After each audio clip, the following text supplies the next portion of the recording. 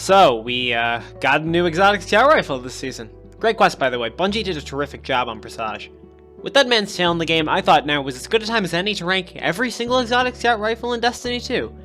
As always, this is from a PC player's perspective, based on PVE. It's all just my opinion, yada yada, you get the point. Let's get to ranking these scouts.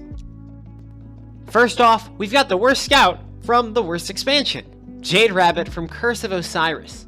It's got the exotic perk Fate of All Fools, which causes chain body shots to gain bonus damage on the user's next precision shot, and return ammo back to the magazine. Jade Rabbit is just so bad for PvE. This thing is awful. It's only got 10 rounds in the magazine, which is nothing for PvE. It's got a slow fire rate, and a low damage to boot. If Jade Rabbit was a legendary weapon, exotic perk removed, it would still be worse than most blues for PvE. The weapon itself sucks, but what about the exotic perk? Well, it makes no sense. Fate of All Fools basically rewards hitting a few body shots and then a precision shot, at least in concept, but in practice it makes no sense whatsoever. You do around 3,000 damage per shot when it's precision, typically, and about 1,500 damage with a body shot. Now with the max damage increase you can get from Fate of All Fools, after quite a few body shots, your next precision shot will do around a whole 4,000 damage. Isn't that amazing?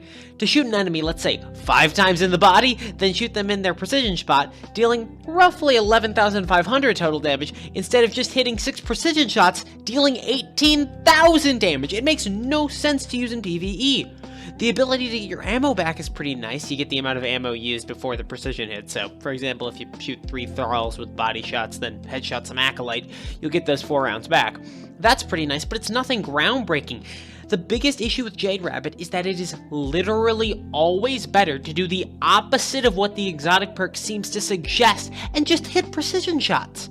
The time to kill on every enemy in PvE is just better with precision shots. Essentially, the exotic perk is basically useless. You'd be better off using a multitude of blues and legendaries than using this weapon. I often say, oh, this weapon feels like a waste of an exotic slot, but with Jade Rabbit, I really mean it. This thing is straight up useless and I hate using it so much. Don't bother with it ever, because this weapon is, again, literally worse than blues. This exotic is going down to the bottom of F tier. Why would anyone ever use this? If you like this weapon, that's fine, but I cannot for the life of me understand why anyone would use this in PvE. Next up is the Year 1 PvP staple, Mida Multitool. Mida has the exotic perks Mida Multitool and Mida Radar. Mida Multitool makes the weapons boost the user's movement speed, while Mida Radar makes the radar stay active when aiming down sights with the weapon.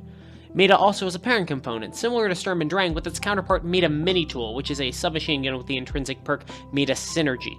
Mida Synergy makes the user move faster with Mida Mini Tool, and also grants additional speed benefits when Mida Multi-Tool is equipped. I'm just going to refer to the scout as Mida, and the perk is Mida Multi-Tool, because this weapon's naming conventions kind of suck. In any case, this is a very scout rifle, and its pairing doesn't do a whole lot for me. Mida's speed buff is nice to have, and the radar is also pretty nice, but nothing great, especially for PvE. The movement buff, even with the mini tool, isn't that noticeable, and so it just feels like a mediocre scout. Its damage is decent, but not great, same for its range, handling, basically all stats. Honestly, Mida is bog standard okay, which is most legendaries jobs, not exotics. This weapon and its pairing certainly, they're not explicitly bad, but they're just really underwhelming, especially, again, for an exotic. There's honestly not a whole lot to say about Mida. It's a very weapon, and it eats up your exotic slot. For that reason, it's going into mid-D tier. Because of those reasons. You could equip so many better options, and again, there are better legendary options than Mida. It just doesn't bring anything too exciting or useful to the table. Next up is SKYBURNER'S Oath, with the exotic perk Slug Rifle and For the Empire. Slug Rifle makes the weapon fire explosive, target-seeking slugs when hip-fired. When aiming down sights, the slugs travel faster and more accurately, with higher damage and a lower rate of fire. For the Empire makes the weapon fully automatic, dealing extra damage to Cabal and penetrating failing shields. Now, this is probably going to be my most controversial ranking of the day due to how everyone thinks of SKYBURNER as the best example of a garbage exotic, but I honestly believe that SKYBURNER'S is a pretty decent exotic in a few select circumstances, specifically for Cabal activities, like this season's Battlegrounds.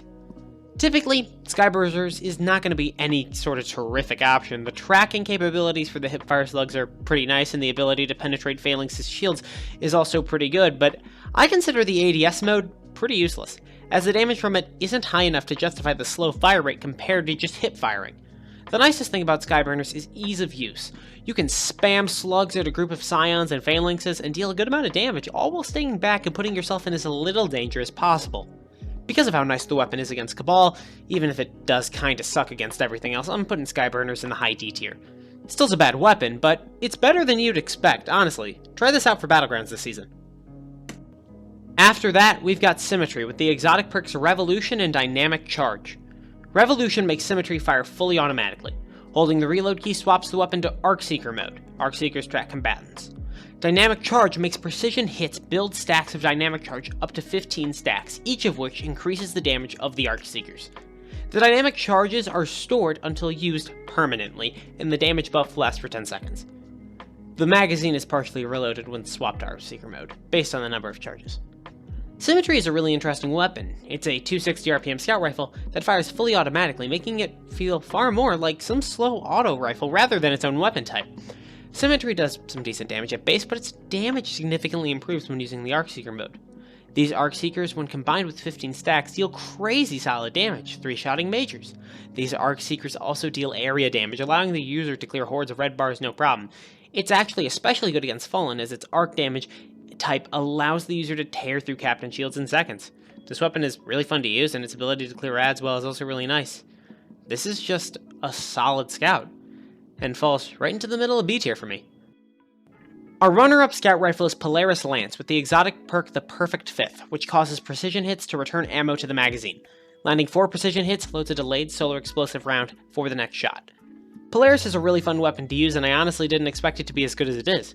It's a high-impact scout with a 14-round magazine, which isn't massive, but the ability to get ammo back for hitting massive precision shots more than makes up for it.